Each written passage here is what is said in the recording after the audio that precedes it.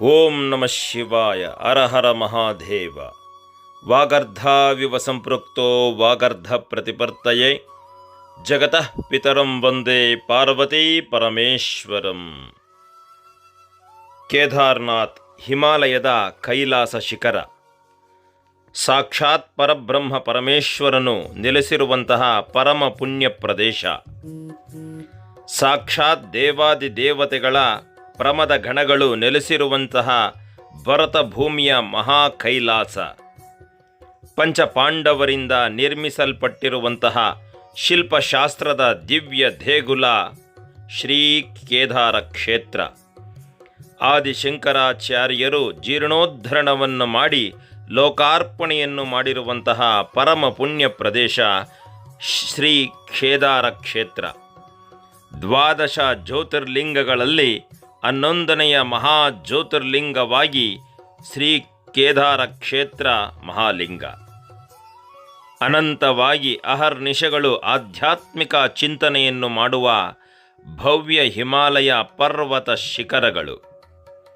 ಪ್ರತಿನಿತ್ಯ ಬ್ರಹ್ಮಕಮಲಗಳಿಂದ ಪೂಜಿಸಲ್ಪಡುತ್ತಿರುವ ಮಹಾ ಕೇದಾರ ಲಿಂಗ.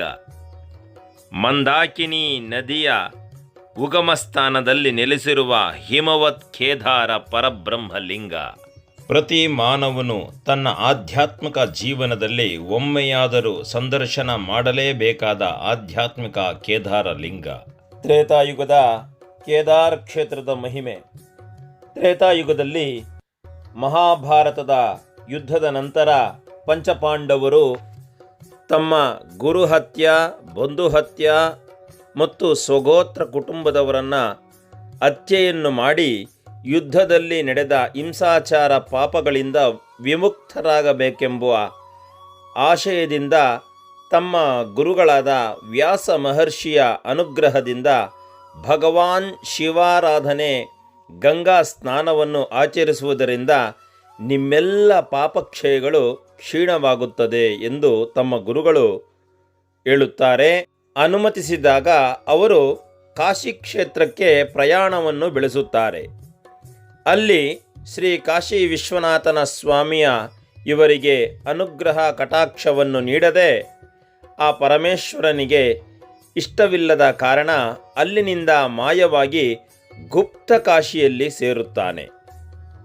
ಕಾಶಿ ವಿಶ್ವನಾಥ ಪಂಚಪಾಂಡವರು ಕಾಶಿಯಲ್ಲಿ ವಿಶ್ವನಾಥ ಇಲ್ಲ ಎಂದು ದಿಗ್ಭ್ರಾಂತಿಗೊಂಡಾಗ ಆಗ ಶ್ರೀ ಕಾಶಿ ವಿಶ್ವನಾಥ ಎಲ್ಲಿದ್ದಾನೆ ಎಂದು ಪಂಚಪಾಂಡವರು ಪ್ರಾರ್ಥಿಸಿದಾಗ ಪಂಚಪಾಂಡವರಲ್ಲಿ ಒಬ್ಬರಾದ ಸಹದೇವ ತಾನು ದಿವ್ಯ ದೃಷ್ಟಿಯಿಂದ ಭವಿಷ್ಯತ್ ಕಾಲಜ್ಞಾನ ತಿಳಿಯುವ ವರವನ್ನು ಹೊಂದಿರುತ್ತಾನೆ.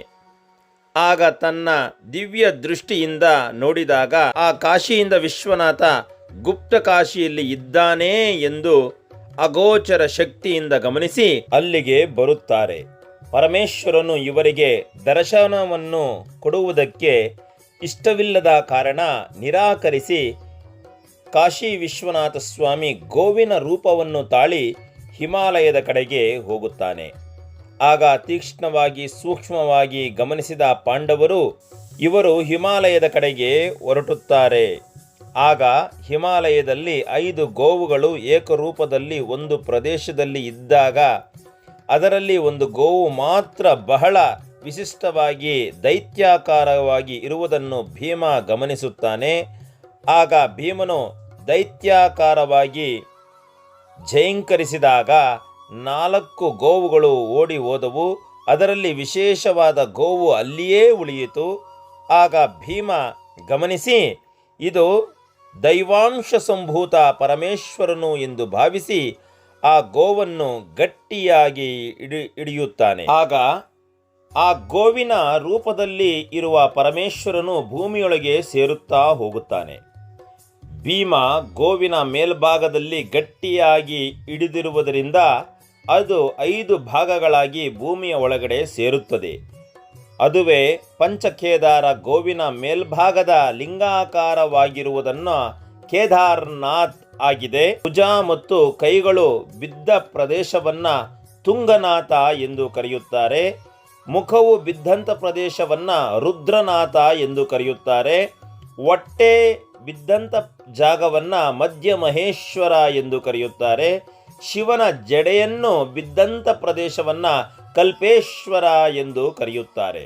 ಗೋವಿನ ಮೇಲ್ಭಾಗದ ಲಿಂಗಾಕಾರದ ಲಿಂಗವನ್ನ ಕೇದಾರ ಕ್ಷೇತ್ರವಾಗಿ ಪಂಚಪಾಂಡವರು ಸ್ವಾಮಿಯನ್ನು ಮುಟ್ಟಿ ಸ್ಪರ್ಶಿಸಿ ದರ್ಶನವನ್ನು ಮಾಡಿ ಅರ್ಚನೆಯನ್ನು ಅಭಿಷೇಕವನ್ನು ಮಾಡಿ ಆ ಕಾಶಿ ವಿಶ್ವನಾಥನ ಅನುಗ್ರಹದಿಂದ ಪ್ರೀತಿ ಪಾತ್ರರಾದರು. ಆಗ ಪಂಚಪಾಂಡವರಿಗೆ ಅನುಗ್ರಹಿಸಿ ಆ ಪರಮೇಶ್ವರನು ಹೇಳುತ್ತಾನೆ, ಯಾರು ಈ ಕೇದಾರ ಕ್ಷೇತ್ರದ ಸ್ಪರ್ಶ ದರ್ಶನವನ್ನು ಮಾಡುತ್ತಾರೆ ಅವರಿಗೆ ಸ್ವರ್ಗ ಕೈಲಾಸ ಪ್ರಾಪ್ತವಾಗುತ್ತದೆ ಎಂದು ಪರಮೇಶ್ವರನು ಆಶೀರ್ವದಿಸುತ್ತಾನೆ.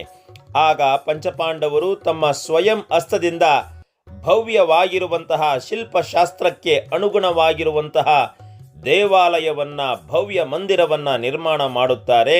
ಇಲ್ಲಿನಿಂದ ಹೊರಟುತ್ತಾರೆ. ಇದುವೇ ಕೇದಾರ ಕ್ಷೇತ್ರ ಭವ್ಯ ಕ್ಷೇತ್ರವಾಗಿ ನಿಂತಿದೆ. ಈ ಕೇದಾರ ಕ್ಷೇತ್ರದಲ್ಲಿ 12 ಜ್ಯೋತಿರ್ಲಿಂಗಗಳಲ್ಲಿ 11ನೆಯ ಮಹಾಲಿಂಗವಾಗಿ ಅದ್ಭುತವಾಗಿ ಭಕ್ತರ ದರ್ಶನವನ್ನು ನೀಡುತ್ತಾ ಅದ್ಭುತವಾದ ಈ ಕ್ಷೇತ್ರ ಕೇದಾರ ಕ್ಷೇತ್ರ. ಜಯಹೋ ಕೇದಾರನಾಥ. ಕೇದಾರನಾಥನ ಭವ್ಯ ಮಂದಿರ ಸುಮಾರು ಸಮುದ್ರ ಮಟ್ಟಕ್ಕೆ 12,000 ಅಡಿಗಳ ಎತ್ತರದಲ್ಲಿ ಹಿಮಾಲಯದ ಶಿಖರದಲ್ಲಿ ರಮಣೀಯವಾಗಿ ಭವ್ಯವಾಗಿ ಭಕ್ತರನ್ನು ಕೈ ಬೀಸಿ ನಿಂತಿದೆ. ಇದು ಬಹಳ ವಿಶೇಷವಾಗಿರತಕ್ಕಂಥ ಅದ್ಭುತವಾಗಿರತಕ್ಕಂಥ ಅಮೋಘವಾಗಿರುವಂತಹ ಕೈಲಾಸ ಕೇದಾರ ಕ್ಷೇತ್ರ. ಭರತಖಂಡದಲ್ಲಿ ಆದಿಶಂಕರಾಚಾರ್ಯರು ಆಚಾರ್ಯತ್ರಯರಲ್ಲಿ ಆದಿಶಂಕರಾಚಾರ್ಯರು ತಮ್ಮ ಕಾಲು ನಡಿಗೆಯಲ್ಲಿ ಭರತ ಭೂಮಿಯನ್ನು 3 ಬಾರಿ ಪ್ರದಕ್ಷಿಣೆಯನ್ನು ಮಾಡಿ ಚತುರಾಮ್ನಾಯ ಪೀಠಗಳನ್ನು ಸ್ಥಾಪನೆಯನ್ನು ಮಾಡ್ತಾರೆ. ಅದರಲ್ಲಿ ಭವ್ಯವಾಗಿರತಕ್ಕಂಥ ಈ ಕೇದಾರ ಕ್ಷೇತ್ರವನ್ನು ತಾನು ಸ್ವಯಂ ಹಸ್ತದಿಂದ 8ನೇ ಶತಮಾನದಲ್ಲಿ ಆದಿಶಂಕರಾಚಾರ್ಯರು ಪುನರುದ್ಧರಣವನ್ನು ಮಾಡುತ್ತಾರೆ.